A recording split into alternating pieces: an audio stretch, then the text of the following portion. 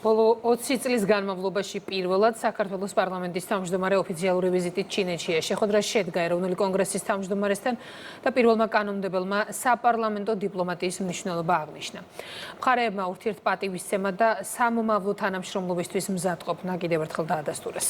მსოფლიოს ერთ-ერთ უმსხვილეს და მნიშვნელოვან მოთამაშესთან საქართველოს სტრატეგიული პარტნიორობა და არაერთ სფეროში თანამშრომლობა აერთიანებს. ჩინეთი საქართველოს 4 უმსხვილეს სავაჭრო პარტნიორს შორის ერთ-ერთია. მნიშვნელოვანია პირდაპირ ავიამიმოსვლის ეფექტი ტურიზმზე, ასევე ინფრასტრუქტურული პროექტები. პარლამენტის თავმჯდომარემ საქართველოს სატრანზიტო, სატრანსპორტო პოტენციალიც აღნიშნა. სოფო ბერიძე გვერდება პეკინიდან.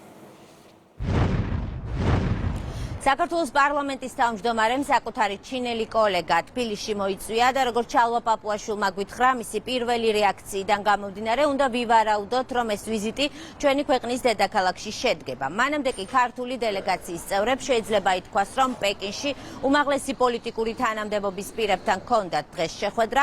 ჩინეთსა და საქართველოს კი ნამდვილად ბევრი აქვს სასაუბრო ისეთ თემებთან დაკავშირებით, როგორიც არის მაგალითად ეკონომიკა, ვაჭრობა, ინვესტიციები, ტურიზმი. ცალკე აღნიშვნის საგანია საქართველოს სატრანსპორტო და სატრანზიტო როლი განსაკუთრებით შუადერეფნის პროექტის კონტექსტში, სადაც ჩვენი ქვეყანა უმნიშვნელოვანეს როლს ასრულებს და ამ პროექტის ფარგლებში, რა თქმა უნდა, განსაკუთრებული მნიშვნელობა ენიჭება სწორედ ჩინეთთან თანამშრომლობას.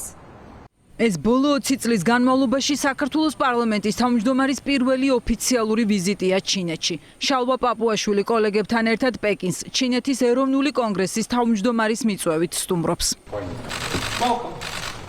ჩინელმა კოლეგამ საქართველოს პარლამენტის თავმჯდომარეს ვიზიტის პირველივე დღეს უმასპინძლა. შეხვედრა კონგრესში გაფართოებულ ფორმატში შედგა. ორ ქვეყანას შორის ურთიერთობების დინამიური განვითარება უკვე წლებია მაღალი დონის ვიზიტებში გამოიხატება. ჩინეთის პარლამენტი მზად არის საქართველოს პარლამენტთან ერთად იმუშაოს ლიდერებს შორის მიღწეული შეთანხმებების განხორციელებისა და ტრადიციული მეგობრობის განსამტკიცებლად. უკვე 3 წელია საქართველო და ჩინეთი სტრატეგიული პარტნიორები არიან. ქვეყნებს შორის მოქმედებს თავისუფალი სავაჭრო შეთანხმება, უვიზო მიმოსვლა და პირდაპირი ავიარეისები. ჩინეთის სახალხო წარმომადგენელთა ეროვნული კონგრესი მზად არის საქართველოს პარლამენტთან ერთად იმუშაოს ჩვენი ორი ქვეყნის ლიდერებს შორის მიღწეული მნიშვნელოვანი შეთანხმებების განხორციელებაზე, გააგრძელოს ორ ქვეყანას შორის ტრადიციული მეგობრობის განმტკიცება, გააძლიეროს ურთიერთობები და კიდევ უფრო გაამდიდროს ჩვენი სტრატეგიული პარტნიორობის შინაარსი. საქართველოს-ჩინეთის ურთიერთობამ ბოლო წლებში შესანიშნავი წინსვლა განიცადა. საქართველოსა და ჩინეთს აქვთ საერთო ძალისხმევა, რომ დაიცვან ეროვნული სუვერენიტეტი, მშვიდობა და უსაფრთხოება. ჩინეთის პარლამენტის თავმჯდომარესთან შეხვედრამდე საქართველოს დელეგაცია კონგრესში პოლიტბიუროს მუდმივ მოქმედი კომიტეტის წევრებს შეხვდა. სხვადასხვა მნიშვნელოვან საკითხთან ერთად მხარეებმა ეროვნული სუვერენიტეტის, მშვიდობისა და უსაფრთხოების დაცვის მიმართ ერთგულებაზეც ისაუბრეს. პეკინი საქართველოს სუვერენიტეტისა და ტერიტორიული მთლიანობის მიმართ ურყევ მხარდაჭერას ადასტურებს. ბოლო წლებში საქართველოს ეროვნული განვითარების კუთხით მნიშვნელოვანი პროგრესი განიცადა. ჩინეთი საქართველოს ჭეშმარიტი და სანდო კარგი მეგობარია, თანამშრომლობისა და საერთო განვითარების კარგი პარტნიორი.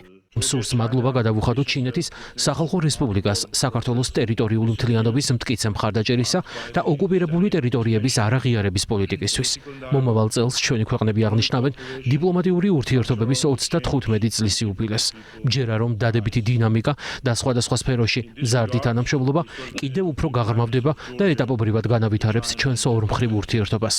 ჩინეთი მსოფლიო რუკაზე პოზიციებს სულ უფრო იმყარებს. ამას საერთაშორისო მასშტაბის ლიდერების მიერ პეკინში განხორციელებული ვიზიტებიც ადასტურებს. მათ შორის ამ კონტექსტის გათვალისწინებითაც ბუნებრივია, რომ საქართველოს პრიორიტეტი არსებული ურთიერთობების განმტკიცებაა. დავარწმუნეთ ჩინური მხარე, რომ ჩვენ ვიქნებით ერთგული ერთიანი ჩინეთის პოლიტიკისა. საუბარი ჰქონდა ასევე ჩვენს შიდა საქმეებში უცხოურ ჩარევის ფაქტებზე.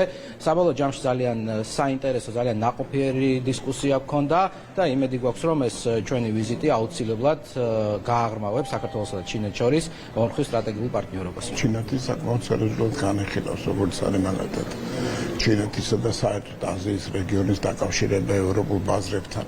საქართველოს მნიშვნელობა როგორც შუადერეფნის გეოგრაფიული მდებარეობით ქვეყნისადმი. პეკინიდან საქართველოს პარლამენტის დელეგაცია ქალაქ სიანში გაემგზავრება, სადაც მაღალი დონის შეხვედრებს განაგრძობს. ჩინეთში ვიზიტის პირველი დღის შემაჯამებელ კომენტარში შალვა პაპუაშვილმა აღნიშნა, რომ ქართულ დელეგაციას ნაყოფიერი შეხვედრები ჰქონდა პეკინში.